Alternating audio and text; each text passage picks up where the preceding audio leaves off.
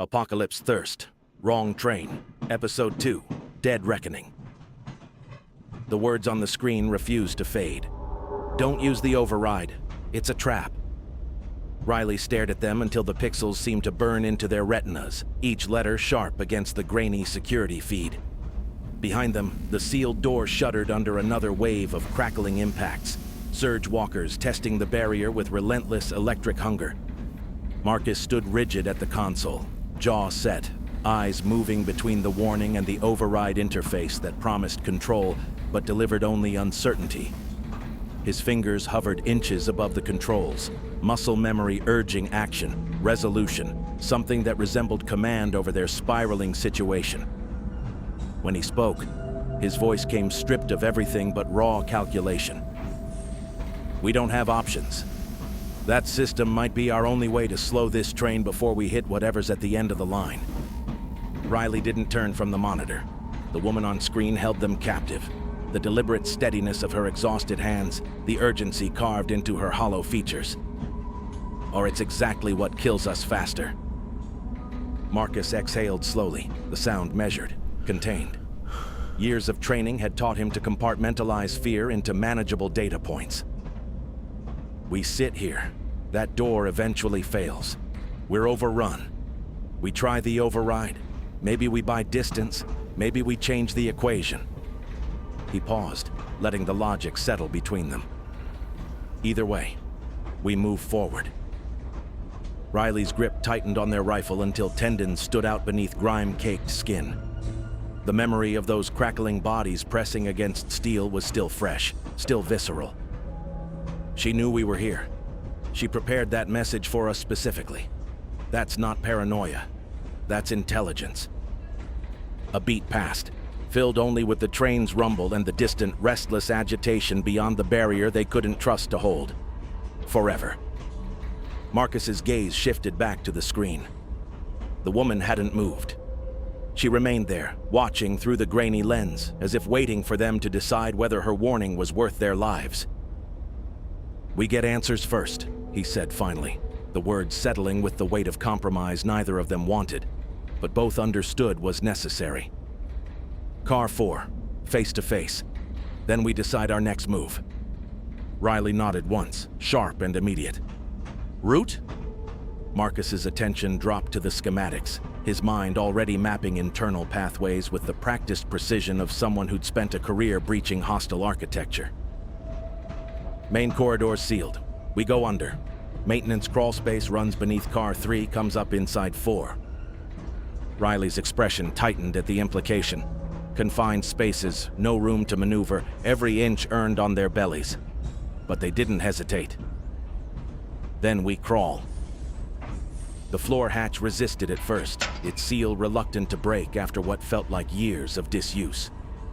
Marcus pried it open with controlled force, hinges groaning softly before surrendering. Cold air drifted up from below, damp and metallic, carrying the smell of rust, stagnant water, and something else, ozone, faint but present, like the ghost of electrical discharge. Darkness waited beneath. Marcus swung down first, boots finding narrow footing before he dropped to his knees. The space closed in, immediately. The ceiling hung low enough that he had to bow his head, shoulders brushing both walls as he shifted forward into the tunnel. Riley followed, pulling the hatch down behind them until the faint light from above vanished completely, replaced by the dim, intermittent glow of maintenance lamps spaced every 10 feet along the crawl space. The tunnel pressed against them from every direction.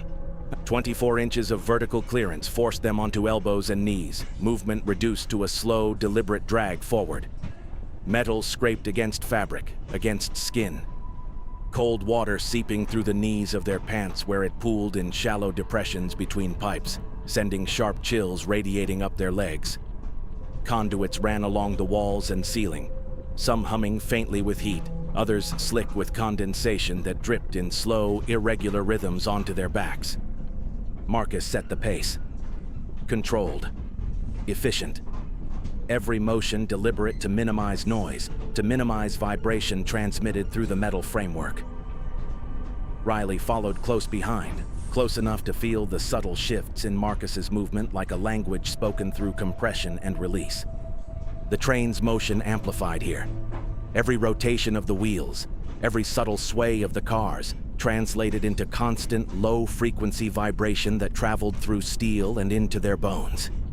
It made the space feel alive, restless, as if the structure itself was aware of their intrusion and resented it. Above them, something moved. The sound filtered down through grated sections of flooring, muted but unmistakable. Footsteps. Not the steady rhythm of human locomotion, but the uneven, staggered cadence they'd learned to recognize. The crackling followed, faint at first, then building as whatever prowled above shifted position, hunting by sound and bioelectric signature. Riley's breathing shortened, controlled but tighter now. Each inhale measured to avoid echoing too loudly in the confined dark. The air tasted stale, recycled, metallic on the tongue. Marcus kept moving. A junction box loomed ahead, forcing him to angle his body sideways to squeeze past. His tactical vest caught on a protruding bolt, the sudden resistance halting him mid-motion. Fabric pulled tight across his shoulders, pinning him in place like an insect on a board. He froze. Above them, the footsteps stopped. Silence pressed down, thick and immediate, more terrifying than sound. The crackling sharpened, focusing, as if whatever stood above had sensed the disturbance. The subtle change in vibration pattern transmitted through the floor. Marcus exhaled slowly, deliberately, letting air leave his lungs until his chest compressed enough to give him the fraction of space he needed. He worked the fabric free millimeter by millimeter, the sound of it dragging against metal impossibly loud in the narrow confines, each movement a calculated risk. Riley's hand closed around his ankle, steadying, grounding. A silent message transmitted through touch. Don't rush, don't panic, we're still operational. Above them, a faint arc of blue-white light flashed through the grating, tracing a jagged path along metal. It hissed where it struck, dissipating inches from where Marcus lay trapped, close enough that he felt the static charge lift the hair on his arms. He didn't move, didn't breathe. Another slow exhale, another careful shift. The vest slipped free. Marcus eased forward, tension unwinding just enough to allow movement again. Riley released his ankle, following as he resumed the crawl, the space somehow feeling even tighter now, even more suffocating, as if the walls had contracted during those suspended seconds. They moved like that for what felt like an hour, but could have been 10 minutes, time stretching and compressing under the pressure of confined darkness and proximity to predators. The sounds above ebbed and flowed, sometimes distant, sometimes directly overhead, always present, always hunting. When the access ladder finally appeared ahead, it felt unreal, like a hallucination born from oxygen deprivation and stress. Marcus reached it first, rising as much as the space allowed, hands finding rungs slick with condensation. He climbed carefully, pushing the upper hatch with controlled force. It gave, opening into the dim, red glow of emergency lighting. Riley emerged behind him, pulling themselves up and out with a final strained motion. The hatch closed softly beneath them, sealing away the oppressive tunnel like a bad memory they couldn't quite shake. Car 4 stretched out before them, transformed from its original clinical purpose into something desperate and improvised. Tables had been overturned, forming barricades across the main corridor. Equipment racks had been dragged into defensive positions, their contents scattered or repurposed into weapons and tools. Thin wires stretched between fixtures at ankle height, attached to empty specimen containers that would shatter at the slightest disturbance, improvised alarm systems born from isolation and fear. And at the center of it all stood a woman, gaunt and rigid, gripping a length of broken metal like a spear. Her eyes locked onto them instantly, wide and sharp, despite the exhaustion that hollowed her features. The weapon rose, trembling, but steady enough to threaten. Marcus raised his hand slightly, keeping movement slow, non-threatening. "We saw your message." The words cut through tension like a blade through silk. Something shifted in her expression, suspicion giving ground to desperate hope. Her gaze traveled over him, taking in the gear, the posture, the way he held himself. even in this confined, hostile space. Her focus dropped to his chest, to the faded unit insignia barely visible beneath layers of grime and wear. Recognition hit like a physical impact. Delta Force. The words came rough from disuse, disbelief threading through them. You were in Atlanta, 3rd Battalion. Marcus inclined his head once. We were. The weapon lowered a fraction, though her grip didn't loosen. The tension didn't vanish. It shifted, replaced by something more complex, more fragile. Relief edged with suspicion, and something that looked dangerously close to guilt. You shouldn't have come down here, she said, voice quieter now, but no less urgent. You shouldn't have boarded this train at all. Riley stepped forward slightly, eyes scanning the space even as they spoke. Too late for regrets. You said the override's a trap. We need specifics. The woman's grip tightened on the metal rod, knuckles whitening. She hesitated, as if weighing how much truth they could handle, how much would break them. Finally, she moved to one of the terminals, hands shaking as she brought the screen to life. Data flickered into existence, classified headers, system readouts, warning indicators bleeding red across black backgrounds. My name is Sarah Vance, she said, the introduction sounding almost foreign after 3 days of isolation and one-sided conversations with ghosts. I designed the containment protocols for this train. I built the systems you're trying to circumvent. The words hung in the air, heavy with implication and guilt. Marcus stepped closer, eyes scanning data, even as he listened. Then you know how to stop it. A bitter sound escaped her, something that might have been a laugh if it hadn't been so devoid of humor, so hollow. No, I know exactly how it kills us if we try. Her fingers moved across the screen, pulling up schematics layered with warning indicators and fail-safe triggers. The override isn't manual control, it's a biometric trigger. The moment someone tries to use it, the system broadcasts their signature to Haven Point, identifies the train as compromised. Riley frowned, implications settling slowly, like sediment in disturbed water. And then, Sarah's gaze lifted, meeting theirs with stark, unflinching honesty born from 3 days of staring at this exact truth. Terminal protocol, remote detonation. Car 12 is rigged with shaped charges. 12 pounds of C4, configured for total incineration. Silence followed, thick and suffocating. Marcus absorbed it, processing, recalculating their impossibly narrow options. Effective radius? Total, Sarah said simply, the single word carrying the weight of absolute certainty. At the speed we're traveling, the blast disperses across a quarter-mile of track. There's nothing left but scorched earth and fragments. Riley's jaw tightened, anger bleeding through tactical assessment. So we can't stop it, can't reroute it, can't call for help without painting a target on ourselves. No, Sarah said, the word carrying 3 days of arriving at the same inescapable conclusion again and again. We can't. She pulled up another file, this one filled with images. Faces, names, identification numbers assigned to reduce people to data points. These aren't containment subjects, she said, voice fracturing slightly at the edges. They were people, researchers who volunteered thinking they'd be helping develop immunity, prisoners promised reduced sentences, civilians who just wanted to protect their families. Her voice dropped to barely above a whisper. We gave them numbers to make it easier to study them, to make it easier to stop seeing them as human. One image expanded, filling the screen. A man in a lab coat, smiling faintly, an ID badge clipped to his chest reading, Dr. James Khalil, Senior Behavioral Psychologist. Riley leaned in, studying the face, trying to reconcile the intelligence in those eyes with the shapes they'd seen on security monitors. Who is he? Sarah's breath caught, the answer lodged somewhere between memory and regret, between the colleague she knew and the thing he'd become. He is a behavioral psychologist, my research partner. Her voice dropped softer, more fragile.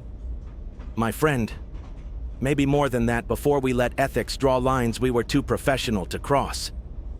Marcus's eyes narrowed. What happened to him? Sarah swallowed hard. He believed the infection could be controlled. That higher cognitive function could be preserved if we modified the base strain. He thought we were creating weapons when we should have been developing treatments. She paused, eyes distant. So he infected himself with a modified variant, to prove it was possible. To prove I was wrong about what we were really doing. And, Riley pressed. He was right, Sarah said, the admission costing her something. Partially. He retained his intelligence, his memories, his sense of self. Her gaze drifted to the observation window. But the infection still took his body, still made him into... that. The lights died. Darkness swallowed the room in an instant. Absolute, suffocating, primal.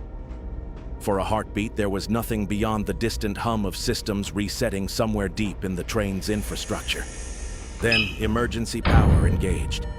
Red light flooded the space, harsh and unforgiving, casting everything in sharp, distorted shadows that seemed to writhe along the walls. Riley turned toward the observation window on pure instinct, drawn by a presence they couldn't yet name, but felt in their bones. Something stood on the other side of the reinforced glass. Not moving, not pacing. Waiting. The corridor beyond was filled with figures, bodies twitching, crackling with restless bioelectric energy. But they parted around one shape, creating a hollow space at the center as if by unspoken command. He stood there, tall, still, wrong, in ways that defied the chaos surrounding him. His body was gaunt, skin drawn tight over bone like parchment stretched across a frame, but his posture remained upright, deliberate.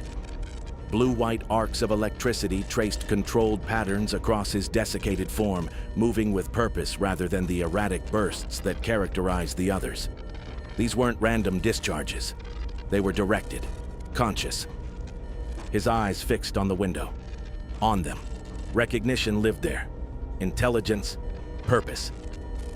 Riley's breath hitched audibly. That's him. Marcus's rifle came up in a single fluid motion, training overriding conscious thought, sight aligning with the center of the figure's chest. Distance, 12 feet through reinforced glass. Penetration, questionable. Lethality, unclear. Eliminate the threat, first, last, always. On the other side of the glass, James Khalil stepped forward. The figures around him shifted, as if guided by invisible currents, moving aside to create a clear path. He approached the window slowly, each step measured, controlled, almost respectful in its deliberation. When he reached the glass, he raised one skeletal hand and placed it flat against the surface. Electrical current danced across his palm, tracing the lines of his fingers like luminescent veins. The intercom crackled to life. A voice emerged, distorted, layered with static and something organic that suggested vocal cords damaged but not destroyed, struggling but functional. Hello, Sarah. The name landed like a physical blow. Sarah flinched, the sound cutting through her carefully maintained composure, through the fragile barrier she'd constructed over 3 days of isolation. Her eyes locked onto the figure beyond the glass, disbelief and recognition colliding with equal devastating force. I've been trying to reach you, the voice continued, each word deliberate, shaped with visible effort. For 3 days. Marcus tightened his grip, finger settling near the trigger. The target was clear. The threat, undeniable. Every tactical instinct screamed, engage, eliminate, survive. Sarah moved faster than exhaustion should have allowed. Her hand closed around the rifle barrel, pushing it down with strength born from desperation and something deeper. Protection, maybe, or the remnants of loyalty to someone who no longer existed. Don't, she said, the word sharp, urgent. If you kill him, the others will lose their anchor. They'll go into a feeding frenzy. They'll tear through this car in under 2 minutes, and we have nowhere to retreat. Marcus's jaw clenched, the instinct to resist warring with tactical logic. She was right. He hated that she was right. And besides, Sarah added, voice softer now but no less insistent, eyes never leaving the figure beyond the glass.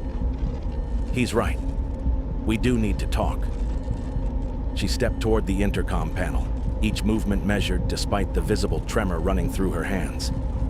The red emergency lighting painted her in stark relief, highlighting every line of exhaustion etched into her features, every shadow of guilt carved there by 3 years of research and 3 days of consequence. Her finger hovered over the intercom button for a fraction of a second. Hesitation, fear, or maybe just the weight of crossing a threshold she could never uncross. Then pressed. "Hello, James." Her voice steadied as it carried across the connection, finding footing in old familiarity. "I thought you were dead." On the other side of the glass, the figure's head tilted slightly, a gesture that was achingly, terribly human. "I was," he replied, the distortion unable to fully mask the intelligence behind the words. A faint crack appeared beneath his hand, hairline fracture spreading outward in delicate branching patterns across the reinforced surface. "But I came back for you." The fracture spread, lines multiplying, intersecting, creating a web of structural failure that caught and reflected the red emergency light. "I know what you've been reading," he continued, voice gaining strange clarity despite the static. "The Haven Point files, the sub-level Omega documentation." Marcus and Riley exchanged a glance, unspoken question hanging heavy between them. What files? What documentation? Sarah's free hand moved to the terminal beside her, trembling as it pulled up classified documents she'd been studying in isolation. Facility schematics, personnel rosters, subject acquisition protocols. The words "sub-level Omega" appeared across multiple headers, stamped with security clearances that made Riley's stomach turn. "You know what they're doing down there?" James said, his tone shifting, less distorted now, more focused, as if the act of speaking was becoming easier the longer he continued. "You know they didn't stop the thirst program. They refined it." The glass groaned softly under the increasing electrical pressure, the fractures widening with each passing second. Sarah's voice emerged barely above a whisper, but the intercom carried it clearly. "James, what did you do? Why did you release the others?" "Because Haven Point can't be allowed to continue," he said, and there was something in his voice now. Not anger, but terrible, patient conviction. "Because they're creating more of us, deliberately, refining the process, making us into weapons they think they can control." His hand pressed harder against the glass. The crackling intensified, blue-white light cascading across the spreading fractures. "And because I'm running out of time, Sarah, the infection is progressing. Another week, maybe 2. And I won't be able to think anymore. Won't be able to remember who I was, who you were." His voice dropped, carrying weight that transcended the electronic distortion. "I need your help to expose them before that happens. Before I become just another monster they can point at and say, 'See? This is why we need to keep doing this.'" Sarah stood frozen at the intercom, tears tracking down her face, cutting clean lines through days of accumulated grime. "You can't ask me to help you attack Haven Point. 50,000 people live there, James. Families, children, people who had nothing to do with what we did." "I'm not asking you to attack anyone," James said, and his tone shifted again, softer, almost pleading. "I'm asking you to help me show them the truth, to walk into that facility while I'm still human enough to testify, to force them to see that intelligence can be preserved, that we're not just rabid animals." He paused, the electrical discharge around him pulsing in rhythm with what might have been breath. "I'm asking you to help me prove that a cure is possible before they incinerate the only evidence that it works." Riley leaned toward Marcus, voice barely audible. "He's making sense. That's the worst part. He's actually making tactical sense." The window groaned louder now, stress fractures multiplying exponentially across its surface. Sarah's finger trembled on the intercom button. "And if I say no? If I tell them you're coming and let them activate terminal protocol right now?" Silence stretched for 3 full seconds. "Then we all die," James said finally, simply. and sub-level Omega continues. And 6 months from now, they'll have 100 more test subjects, and the cycle continues. His hand lifted slightly from the glass, though the electrical current continued to arc across the surface. Or you can help me. And maybe, we save something worth saving. Marcus kept his rifle trained on James despite Sarah's earlier intervention, mind racing through tactical scenarios. Riley scanned the room, calculating exit routes, fallback positions, trying to map a strategy against impossible odds. And Sarah stood at the intercom, caught between the colleague she'd failed and the haven point that might be failing everyone. Her hand still pressed to the button, decision hanging in the electrified air. The glass cracked wider, a sound like ice breaking over deep water. "You have 12 hours until we reach Haven Point," James said, his voice somehow gentle despite everything. 12 hours to decide if you want to die protecting a lie, or live long enough to tell the truth. The fractures spread faster now, covering half the observation window, red light and blue electricity creating purple shadows that danced across Sarah's horrified, transfixed face. "I'll be waiting," James said, "either for your answer or for the end, whichever comes first." The intercom went silent with a soft click. James stepped back from the window, turning slowly, moving back toward the waiting pack of surge walkers that surrounded him like a living honor guard. They parted again, allowing him passage, then closed around him as he disappeared into the depths of Car 5. The window held, barely, fractures spreading but not quite shattering, a barrier that wouldn't last much longer but hadn't failed yet. Sarah's hand remained frozen on the intercom button, her face illuminated by the merging glow of emergency red and crackling blue, tears still falling, breath coming in short, controlled gasps. Behind her, Marcus and Riley stood in tactical formation, weapons ready, minds calculating, trying to process what they'd just witnessed. An intelligent monster offering partnership, a haven point that might be the real enemy, and a woman caught between past guilt and impossible choice. The train rumbled on, carrying them all toward a destination that promised death one way or another, the walls closing in, the options narrowing with each passing mile. And in the terrible, suspended silence that followed James's departure, Sarah finally spoke, voice barely more than a whisper, words directed at no one and everyone simultaneously. "He was supposed to be the proof that I was wrong, that the Thirst program could create something controllable, something useful." She turned slowly, meeting Marcus and Riley's eyes with a gaze that had seen too much and understood too late. "Instead, he became proof that I was right all along." She gestured at the terminal displaying Haven Point's classified files, at the documentation of sub-level Omega's ongoing experiments, at the evidence of war crimes continuing in the name of protection. "And now he's asking me to choose between the monster I created and the monsters who are still creating more." The fractured window creaked ominously behind her. Marcus lowered his rifle slightly, the tactical assessment complete, and utterly insufficient. "What are you going to do?" Sarah looked at the cracked glass, at the red emergency lighting, at the two soldiers who'd stumbled into her nightmare looking for salvation and found only deeper layers of horror. "I don't know," she said, the admission costing her everything. "God help me, I don't know." And somewhere in the darkness of Car 5, surrounded by his pack, James Khalil waited with the patience of someone who had already died once and had nothing left to lose, but the last fragments of his humanity. The train carried them all forward into the shrinking distance between impossible choices, and the only certainty was that in 12 hours, someone would have to decide which kind of monster deserved to survive.